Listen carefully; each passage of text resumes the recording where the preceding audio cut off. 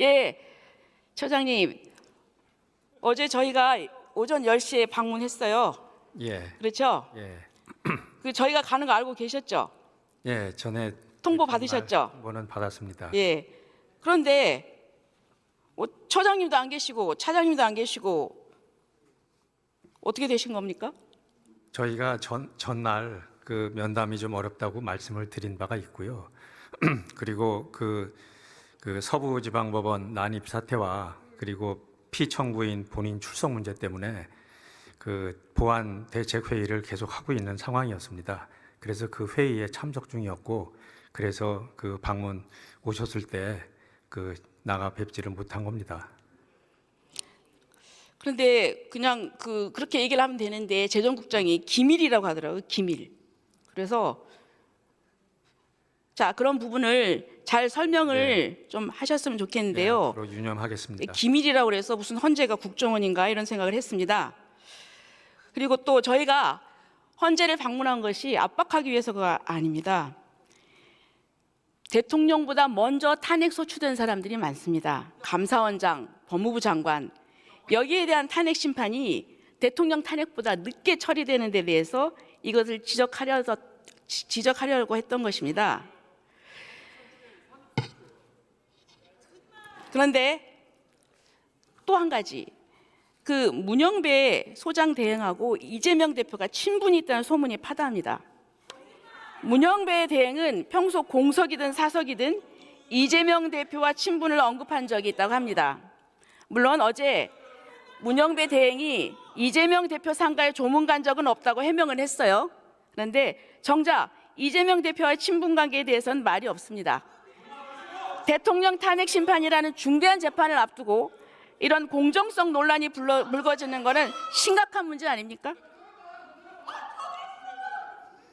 저희 그 재판소장 권한대행께서 그 재판의 공정성을 저해할 만한 어떠한 언동도 하지 않았다는 점을 말씀을 드릴 수가 있습니다. 그런데 이런 것을 언론에 보면은 상갓집 안 갔다는 얘기만 하지 다른 얘기는 없어요. 그래서 저는 문영배 대행이 명확하게 이 의혹을 소명을 해야 된다. 아니면은 재판 회피 신청을 해야 된다고 생각합니다.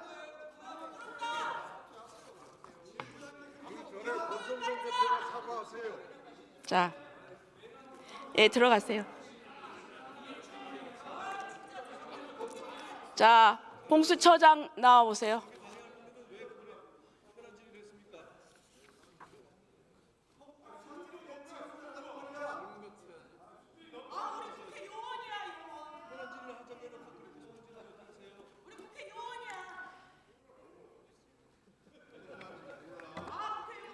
처장님, 네. 지난 12월 달에 그 제2기 공수처 출범에 따른 운영 발전 방향 학술대회 있었죠? 네. 예, 거기 정웅석 원장이 이 공수처의 기능상의 문제점 및 발전 방안에 대해서 발표를 했어요. 거기 두 가지를 얘기했습니다. 지금 공수처는 수사, 기소, 재판을 할 수 있는 범죄가 있고 단순히 수사만 할 수 있는 범죄가 있죠. 네. 자, 그러면 수사만 할 수 있는 범죄에 대해서는 이 정웅석 원장이 뭐라고 얘기했냐면 영장 청구할 권한이 없다고 했습니다. 알고 계시죠? 뭐 그런 발표가 있었는데 아니, 얘기 들어보세요. 자, 우리 그렇게 지금 현행 법하고 아니, 좀 다른 게 아니라 다른 그런 개념입니다. 공수처에서 연구 발주한 그 용역이에요. 그렇다고 하면 지금 내란죄에 대해서 기소권이 없기 때문에 지금 오늘 검찰로 이첩한다는 거 아닙니까? 그 발표가 나왔는데, 그러면 지금 이 내란죄에 대해서 대통령에 대해서 기소할 수가 없으므로 영장 청구권이 없는 거 아닙니까? 저희들 연구 용역에 의한 결과가 아니고 어떤 기관장의 개인적인 어떤 그 견해입니다. 지금 자, 저희는 그런 견해. 실무하고는 그다음에 맞지 또 한 않는 가지, 견해입니다. 예, 또 한 가지 얘기하겠습니다.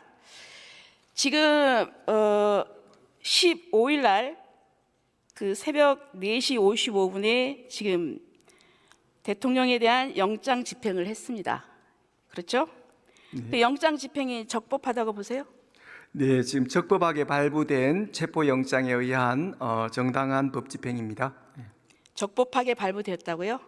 자, 그러면 지금 대통령 관저는 지금 어떤 시설인지 아신가요? 저 PT 좀 띄워주시죠.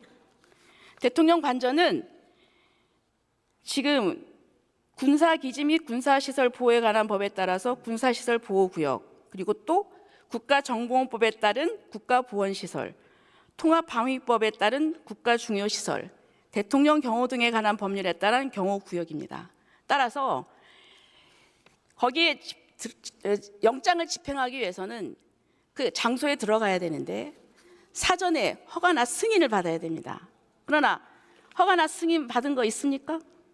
형사소송법 110조, 111조 적용과 관련해 가지고 그 체포영장의 그 확인적 조항으로 적혀 있듯이 지금 지난번에 체포를 위한 자, 1차 체포를 때 위한 1차 수색에는 때는 그런 110조, 111조를 지금 넣었지만 문제가 국가안보와 되니까 관련된 그런 승인을 받을 필요가 없다는 것이 법원의 정당한 해석입니다. 천만의 말씀이요. 자, 그렇다고 하면은 우리 공수처장님 왜 그 전날 문서를 위조했습니까? 의원님 자, 그 문서 공수처 위조한 건 아닙니다. 직원한테 예. 지금 55 경비 단장 오라고 해가지고 도장 갖고 오라고 했잖아요. 그래서 본인은 이거를 출입하는 데 대한 권한이 없다. 그러니까 공수처도 알고 있다. 그래도 그 가져와서 찍어라. 그래서 할 수 없이 직원한테 얘기해서 관인을 가져오니까 공수처 직원한테 도장을 줬어요. 그러니까 출입증에다 그 딱풀로 이게 해가지고 거기다 도장을 찍었어요. 예? 그래서 다시 55 경비단장이 부대에 복귀하니까 이 문서가 와 있으니까 이게 아니니까 오후 4시에 정식 공문을 보냈어요. 나는 아무 권한이 없으니까 이건 의미가 없다. 그런데도 불구하고 공수처가 거짓말로 6시 반에 승인받았다고 언론을 발표를 했어요. 나중에 문제가 되니까 정식 공문을 늦게 확인했다 했어요. 자, 그러면 영장을 허가를 받는 것이 필요 없고, 그리고 또 영장 집행이 적법하다면 왜 그러면 이 경비단장한테 얘기해서 관인 가져오라고 그랬습니까? 예, 의원님 그 좋은 질문 주셨는데요. 형사소송법 110조, 111조 적용과 관련돼 가지고 지금 55 경비단장의 그 승인을 받을 필요는 없습니다. 그렇지만은 그럼 왜 저희들이 가져오라고 체포영장 하면 들어감에 있어서 55 경비단장은 우리의 체포영장을 방해하지 않는다는 의사를 확인하기 위해서 그 공문서를 받았고 말 그 같은 공문서는 말 같은 55 소리 하지 경비단장의 마세요. 정확한 말 같은 소리 하지 의사에 마시고요. 의해서 발부됐습니다. 들어가세요.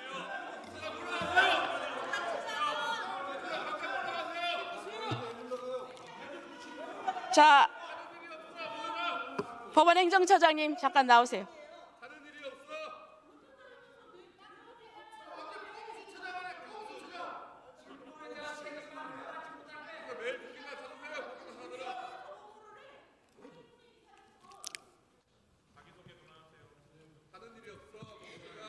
처장님, 예, 네, 지금 서부법원 사태로 우려가 많으시죠? 그렇습니다. 예, 법관 대표에서도 입장문을 발표를 했고 법치주의 훼손을 우려하고 있다 이렇게 발표가 됐습니다. 예. 그렇죠.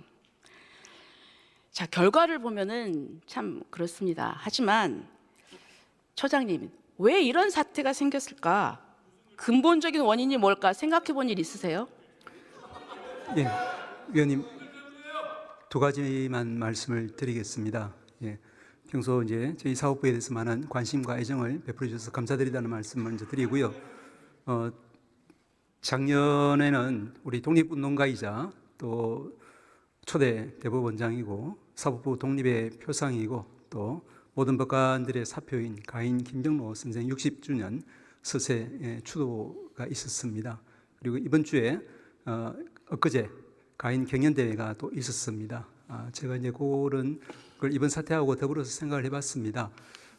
잘 아시다시피 우리 김병로 선생 호인 가인은 이제 거리의 사람, 즉 집도 고국도 없는 나라 잃은 사람이라는 뜻입니다. 사실은 이제 우리 위원님들이나 저희들처럼 이제 헌법기관에 종사하고 또 자유민주 법치주의를 신봉하고 살아가는 모든 국민들에게 법치주의라고 하는 것이 저희들의 고향이 아니겠습니까? 그런데 이제 이와 같이 그 법치주의의 본령이라고 할 수 있는 법원이 난동되어서 이제 부서지는 이런 참혹한 사태를 제가 며칠 전에 겪었습니다. 그래서 이제 자. 말씀드린 취지는 알겠지만 네. 조금만 더 말씀드리겠습니다. 네. 그래서 이제 제가 좀 이따 말씀드릴 것처럼 위원님 말씀하시는 것처럼 근본 논의에 대한 우리 성찰, 고찰이 필요하다 말씀 자. 제가 이해를 하고요. 그렇지만 지금 당장은 이와 같이 이제 법치의 산에 불이 붙었으니까 이것을 끄는데 좀 위원님들께서 진력해 주시면 정말 저희들 큰 힘이 되겠다는 말씀을 드리고 싶습니다. 근데 아무리 불을 꺼도 불씨가 남아 있으면 안 돼요. 그 불씨가 뭐냐? 사법에 대한 불신이에요. 사법에 대한 불신. 혹시 1월 22일자 동아일보에 법원은 법대로 했는가 그 칼럼 읽어보신 적 있으신가요? 맞습니다. 네, 이거 보면은 뭐냐면 권한 논란이 있는 공수처가 사건을 가져오고 법원이 통상적이지 않은 결정이 이어지면서 일이 커졌다. 이렇게 얘기를 합니다. 그리고 지금 그 어떤 상황이냐면 무슨 단순히 맹목적인 지지자라서 불이익한 결과가 나와서 그런 것이 아니라 이런 일련의 사법 절차 결정 과정을 보고서 사법기관이 너무 편파적으로 해석하고 이 집행의 공정성이 없다. 이렇게 생각을 한 거예요. 이런 부분은 무슨 폭동을 옹호합니까? 에이, 그렇게 말씀하지 마세요. 저는 그걸 떠나서 사법부의 근본적인 성찰이 필요하다는 얘기를 하는 겁니다. 자, 일반인들은 이렇게 이야기합니다. 그러면 법의 준수를 요구하는 사법기관도 제대로 법을 적용해야 되지 않겠느냐 이겁니다. 그런데 이런 부분에 있어서 의심스럽다는 겁니다. 그래서 이런 부분을 깊이 성찰해 주시기 바랍니다. 그리고 그렇게 하겠습니다. 또 한 가지 물어보겠습니다. 예. 지금 자꾸 내란하는데 지금 내란 상태입니까? 지금 내란 상태입니까? 아까 지난번에도 어느 분이 말씀하신 것처럼 그 부분에 대해서는 지금 법적인 쟁점이 되어 있기 때문에 저희들이 어떤 예단적인 그런 발언도 드릴 수 없는 상황임을 이해해 주셨으면 감사하겠습니다. 자, 보세요. 대법원 판례가 있어요. 예? 계엄이 종료가 되면 내란 상태는 종료가 된다 판례가 있어요. 그리고 또 내란 선전이라고 하는 것은 지금 내란이 진행이 돼야 적어도 이제 저희 사법권 행사는 이번에 서부지방법원의 난임 난동 사건 외에는 정상적으로 작동되고 있다 이런 말씀을 드릴 수 있겠습니다.